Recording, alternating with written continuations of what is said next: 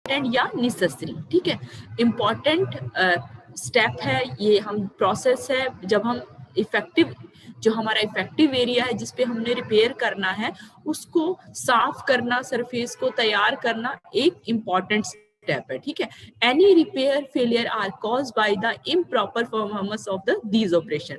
कोई भी रिपेयर हमने की है, रिपेयर किया है कंस्ट्रक्शन में, ठीक है, वो उसका फेलियर का रीजन यही है कि हमें प्रोसेस हमने जो पहले करना था वो हमने प्रॉपर तरीके से नहीं किया है। तो अब क्या कौन कौन से स्टेप हैं जो हम लोगों को फॉलो करने हैं जब हम रेनफोर्स जो आरसीसी का स्ट्रक्चर है उसको रिपेयर के लिए प्रिपेयर कर रहे हैं, ठीक है। तो पहला है एक्सपोजिंग एंड अंडर कटिंग रिबार, ठीक है। अब एक्सपोजिंग और एक्सपोज करना मतलब हमने कंक्रीट को हटा देना है और एक्सपोज कर देना है जो बार हमने क्या, जो रिबार यहाँ पे वर्ड उसके लिए यूज किया गया है जो रेनफोर्स के सरिया अंदर बार जो लगा रखे हैं, ये तुम आरसीसी में पढ़ रहे हो, बार क्या होता है, जो एक सरिया होता है उसको बार करते हैं, ठीक है। अंडर कटिंग मतलब उसकी क्या है, कटिंग करेंगे अगर कोई खराब हो रखा। उसके बाद क्लीनिंग रेनफोर्स स्टील, उसको जो आपका रेनफोर्स का सरिया जो आपने यूज कर रखा उसको क्लीन करेंगे।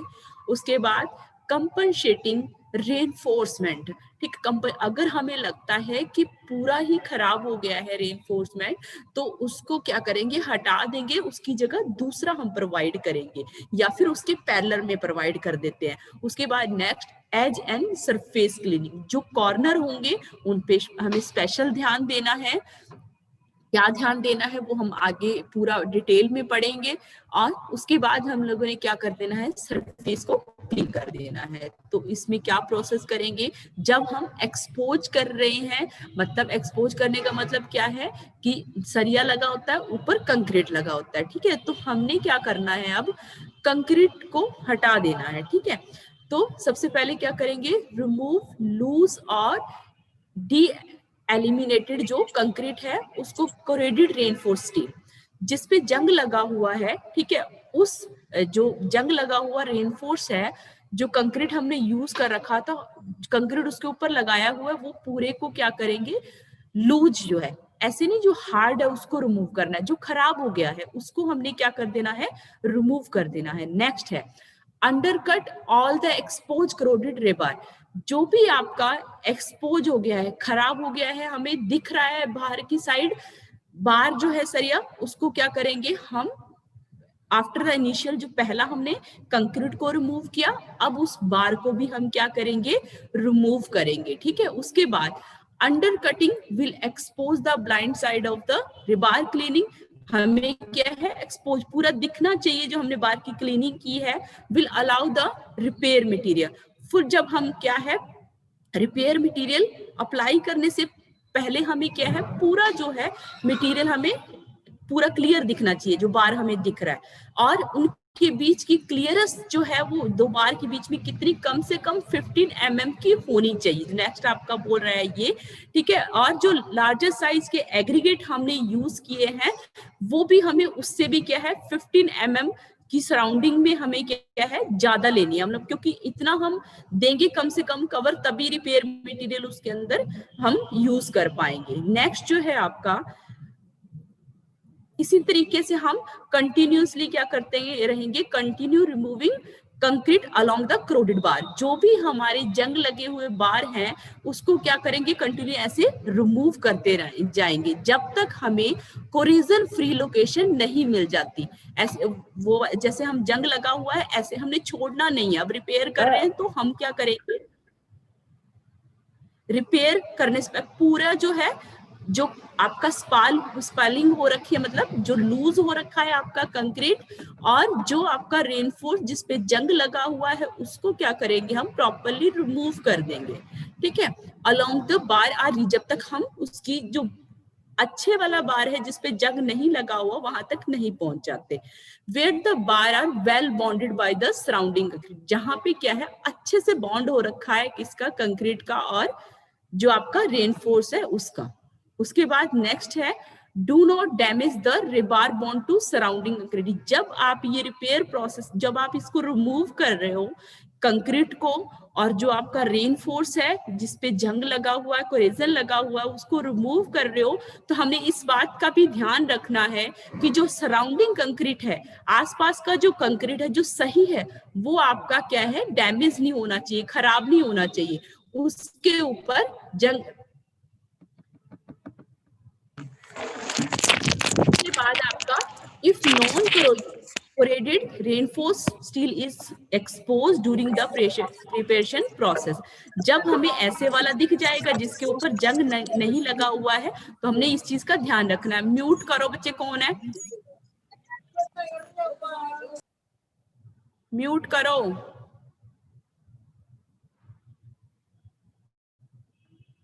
ठीक है, तो हमने ये चीज का ध्यान रखना है कि जब हम एक्सपोज कर रहे हैं, अंडर कटिंग कर रहे हैं, उसके अंदर जो कटिंग कर रहे हैं हम लोग, तो हमने क्या करना है कि कंक्रीट हमारा जो अच्छे वाला है वो डैमेज नहीं होना चाहिए, और जो रेनफोर्स है वो भी क्या होना चाहिए, खराब नहीं होना चाहिए। ठीक है, और ना ही ऐसा हो कि उनके बीच का बॉन्ड है वो ब्रेक हो जाए।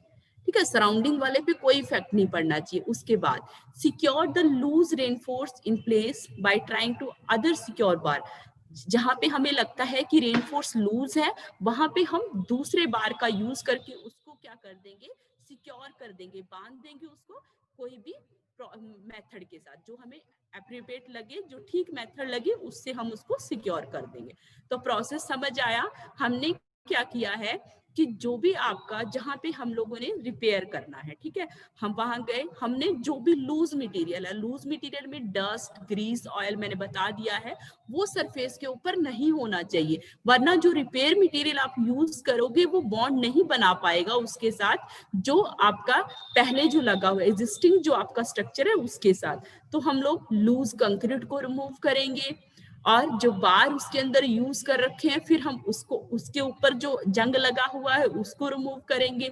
अगर हमें लगता है कि वो पूरा ही खराब हो गया है, तो हम उस रेनफोर्समेंट जो आपका सरिया है, जो आपका बार है, उसको रिमूव कर देंगे। इसीलिए कंटिन्यूसली हम लोग पूरा प्रोसेस करते रहेंगे जब तक मतलब हमें ऐसा नहीं लगता कि हम अच्छे वाले बॉन्डेड जो सराउंडिंग कंक्रीट है वहां तक नहीं पहुंच गए हैं। और जब हम वहां पहुंच गए हैं, तो उसके आसपास के एरिया में जहां हम रिमूव कर रहे हैं, तो हमें ये भी देखना है कि जो अच्छे वाला कंक्रीट और रेनफोर्स है जिसका बॉन्ड बना हुआ है, उनको हम खराब ना कर दें। ठीक है, और जब हमें लगे कि कोई रेनफोर्स ठीक है लेकिन लूज हो गया है, तो उसको क्या करना है, हमने उसको सिक्योर कर देना है, बांध देना है, उसके बेंड कर देना है। ठीक है, उसके बाद नेक्स्ट क्लीनिंग रेनफोर्स स्टील। अब उसके ऊपर जंग लगा हुआ है, ठीक है, रिमूव ऑल हैवी कोरेजन, जो भी ज्यादा मतलब कोरेजन लगा हुआ है, and scale from the bar.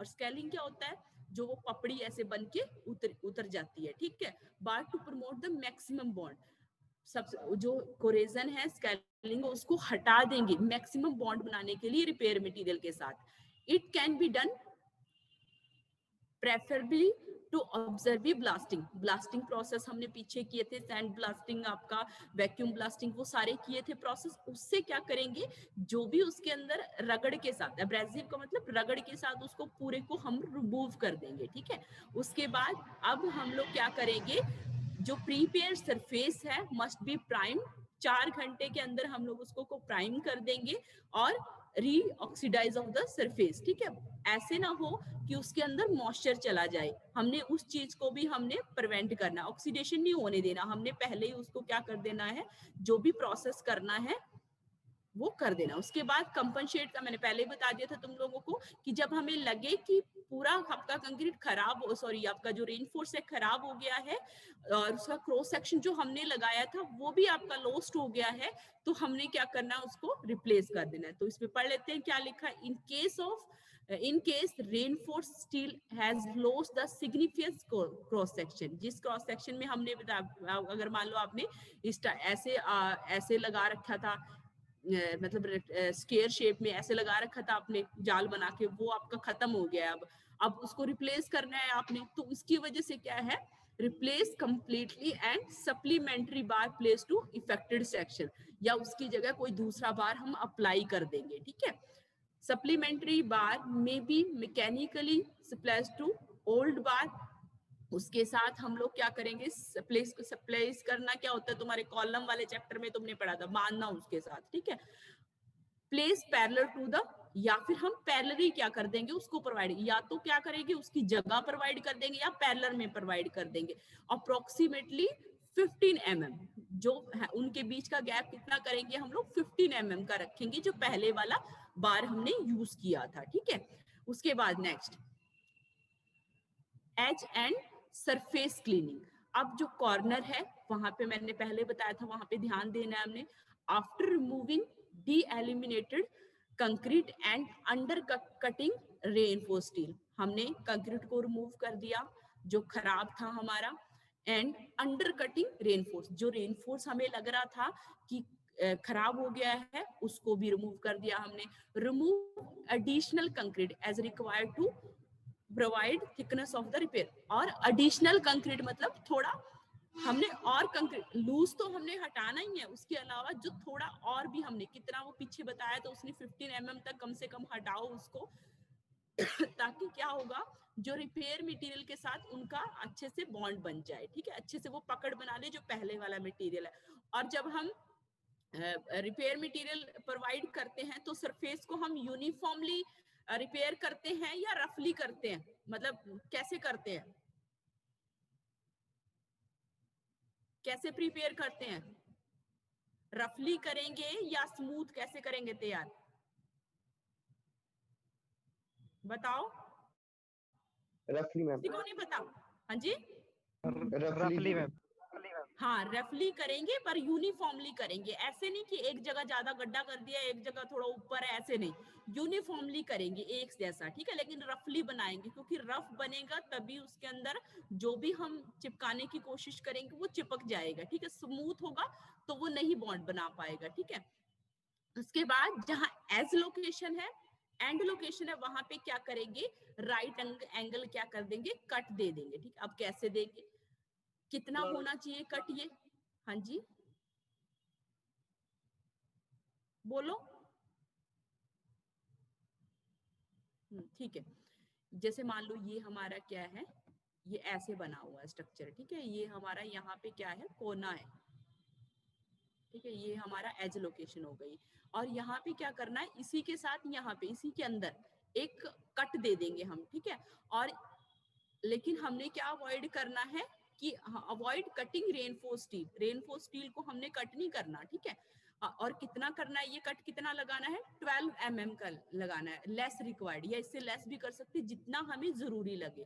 Repair configuration should be kept as simple preferably with the squared column, हमने क्या करना है जितना हो सके रिपेयर प्रोसेस, जो रिपेयर कॉन्फ़िगरेशन का मतलब जो स्ट्रक्चर जो हम रिपेयर कर रहे हैं, जो भी हम, चाहे वो आपका कॉलम है, बीम है, जो भी आप रिपेयर कॉन्फ़िगरेशन मतलब यहाँ वो वाला पार्ट है, ठीक है, उसको हमने सिंपल रखना है जितना पॉसिबल हो सके, खासकर जो विद स्क्वेयर्ड कॉर्नर, ठीक है, स्क्वेयर कॉर्नर के प्रेफर करने हैं हमने। उसके बाद रिमूव बॉन्ड इनहेबिटेटिंग मटेरियल, वही कि जो भी लूज मटेरियल है, डर्ट है आपका कंक्रीट लेटेड, मतलब उसके ऊपर ऐसे कुछ दूधिया फॉर्म में, लेटेड लेटेंस का मतलब ऐसे फॉर्म में आ जाएगा, जो वाइट फॉर्म में लूज एग्रीगेट, जो आपके लूज एग्रीगेट है बाई अब्रेसिव ब्लास्टिंग, अब ये एग्रीगेट ऐसे तो निकलेगा नहीं, हमें ब्लास्टिंग करनी पड़ेगी उससे रगड़ लगा के, ठीक है। उसके बाद हम इसके अंदर cement and particular salary must be remove, ठीक है, जो भी सीमेंट है या फिर स्लेरी का मतलब होता है घोल, ठीक है, वो हम रिमूव कर देंगे from the prepare surface before the slurry hard. जब वो घोल आपने जो लगाया है उसको पूरा हार्ड नहीं होने देना, हमने उससे पहले क्या कर देना है, उसको थोड़ा रगड़ देना है स्मूथ सरफेस बनाने के लिए ना, क्योंकि मैंने पहले भी बताया था तुम लोगों को, जैसे ऐसे नहीं कि हार्ड हो गया फिर उसके ऊपर जो एक्स्ट्रा ऐसे कुछ मटेरियल बच जाता है तो वो क्या करता है बाद में परेशान करता है, इसलिए साथ ही साथ उसको क्या कर देना है, हमने रिमूव कर देना है, ठीक है। बस यहाँ तक यही इतना ही मैंने सोचा था, सुबह रह गया, चलो मैं पढ़ा देती हूँ तुम्हें। इसमें यहाँ तक कोई डाउट है तो बताओ, सुबह पढ़ाया था उसमें कोई डाउट हो वो बता दो। वैसे तुम्हें समझ आ ही गया होगा मेरे हिसाब से, क्योंकि मैंने आराम से समझाया, ठीक है, क्लियर है यहाँ तक सबको? हाँ जी मैम। ठीक है बच्चे फिर। हाँ जी, ठीक है, करो तुम, खाओ खाना, लंच टाइम हो गया तुम्हारा। ठीक है बच्चे, thank you. Okay ma'am, thank